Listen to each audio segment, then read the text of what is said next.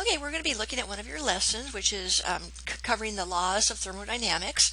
We're going to be covering two of them, and so as we go, when you enter your lesson, what I would recommend is that you watch this first, this short video first, and then it'll kind of, I have some pictures that I put in. It should kind of help you then when you go and actually do the reading, because some of these things we've already covered a bit. You've seen some pictures, and I think it'll really enhance it when you actually read the lesson yourself on your own.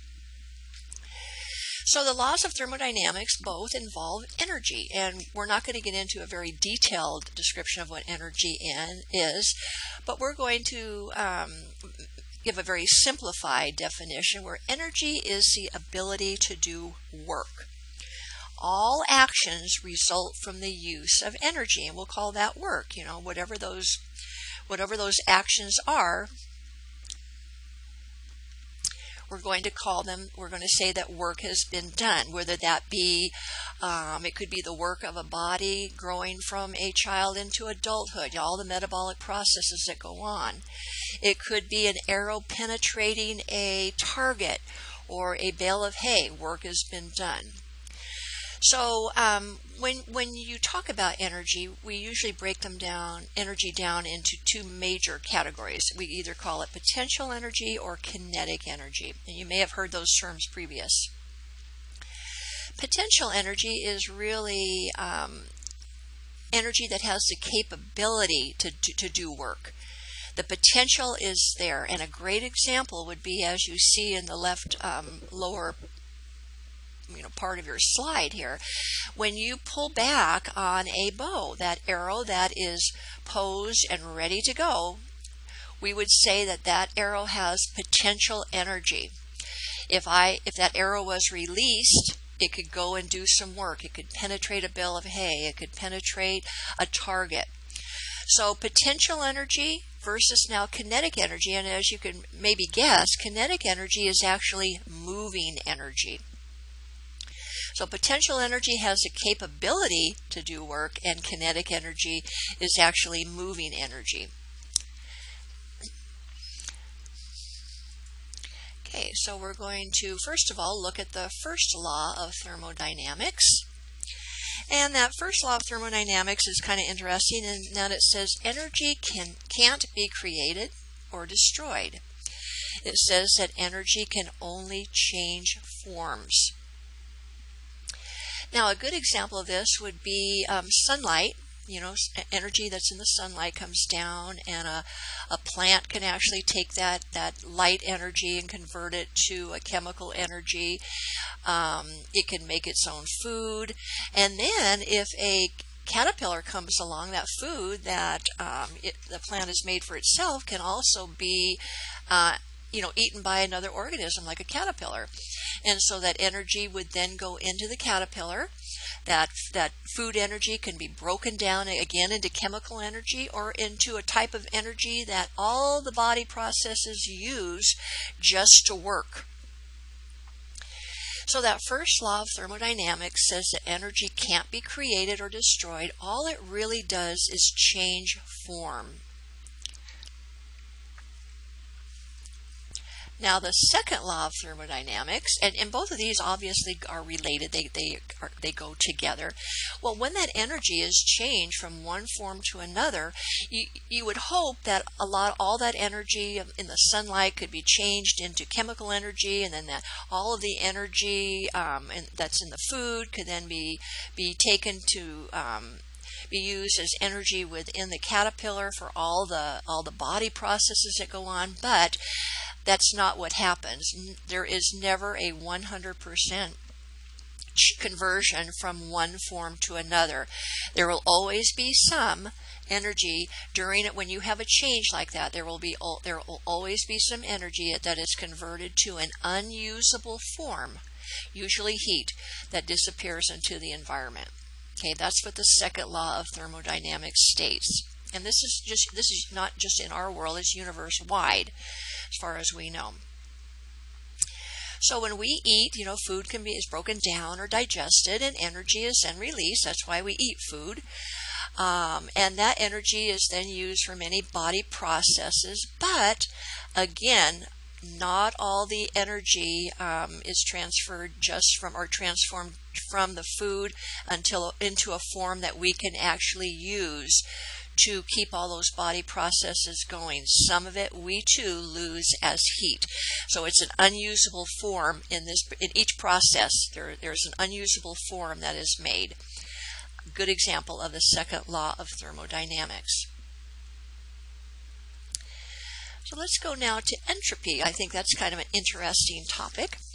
And entropy is kind of, it's an interesting concept in that it states that everything is moving toward a disordered state, an unorderly state, unless an input of energy keeps it from doing so. Now, some good ways to look at it are to look at some examples here. Now let's look at this glass of ice over here. You know that the chips are, the water molecules are in a very organized form to form ice. Well, which one is more disordered, the glass of ice chips or the glass of water? Well, if I put that, we've already just kind of briefly stated that the ice chips would be the one that has more order to it. But what happens if I put it out on a counter? It would melt, and so we would go from a more orderly state to a more disorderly state just automatically.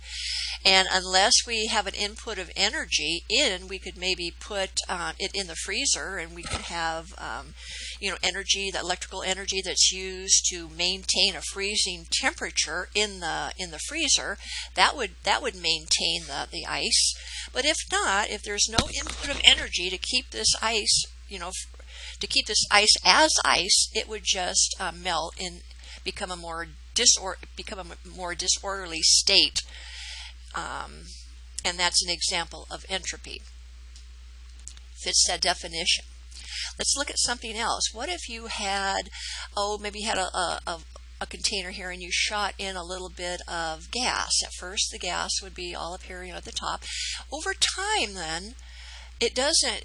That gas would not stay in that one section there. It would become more disordered. If the container was huge, the molecules would randomly just go throughout the entire container. So that's another example of entropy. Everything is moving toward a disordered state unless there is something that keeps it from doing so. Another, looking down below, if you toss some bricks off a truck, what kind of pile would you assume that you would most likely produce? Would it be an ordered pile like this, or would it be a disorderly pile like this? And certainly disorder is the more probable condition that we would end up in rather than orderly.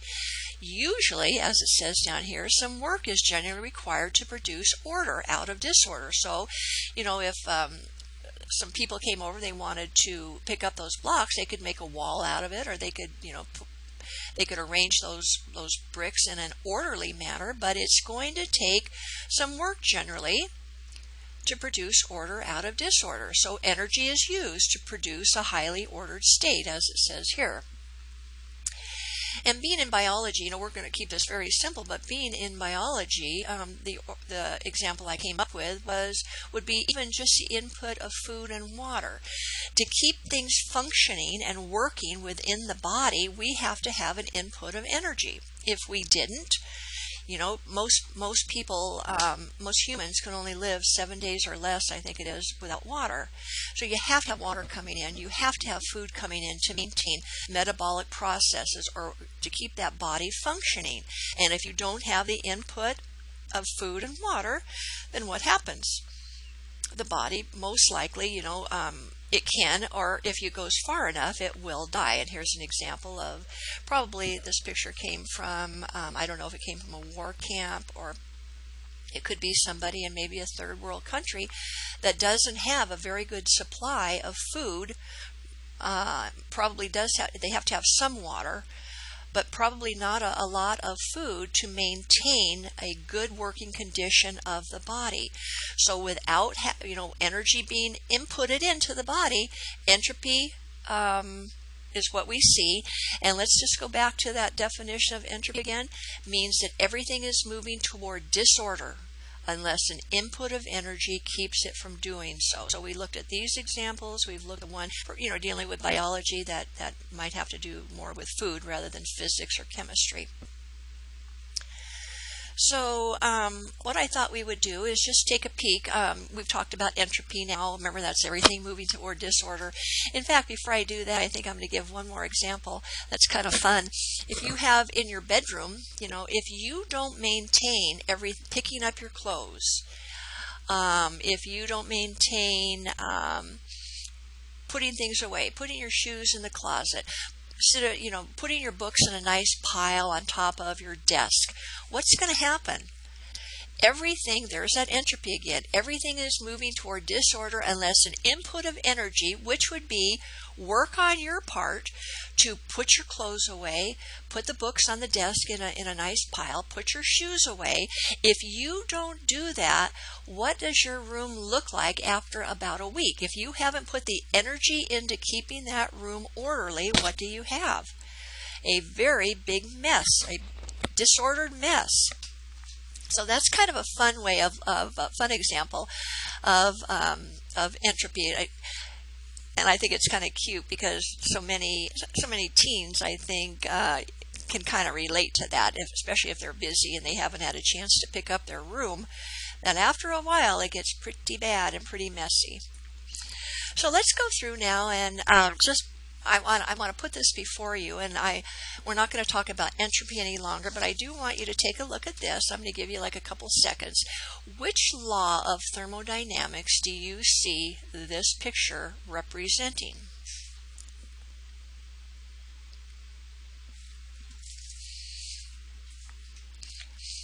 Now, what's kind of interesting is that you can't make a mistake.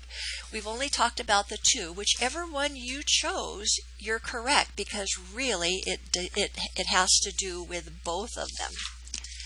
So let's see how we can see how both of them are shown in this diagram. So the first law of thermodynamics states that energy cannot be created or destroyed. So it looks like this person, here's some food, so chemical energy in there. He's going to eat it. He's going to break it down. We're going to get some ATP, which is the energy, like the energy currency. That's what your body uses, ATP,